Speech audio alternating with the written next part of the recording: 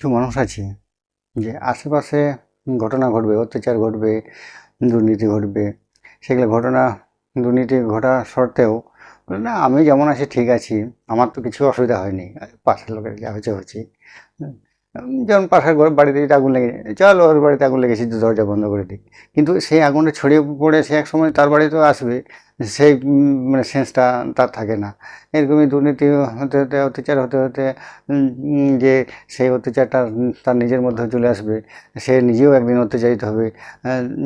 সেও তাকেও যে ধরে পিটাতে পিটাতে যাবে, সেই জিনিসটা তো সেরকম মাথায় আসে না। এই ধরনের মানুষও আছে যারা নিজের ভালো মন্দ নিজে বুঝতে জানে না, কোনটা ভালো মন্দ দেখে শুনে বুঝেও অন্ধের মতো সেই জিনিসটাই আঁকড়ে থাকে, খারাপটাকে আঁকড়ে থাকে। না আমাকে তো ক্ষতি করেনি, আমি কেন ওকে ওকে খারাপ বলবো?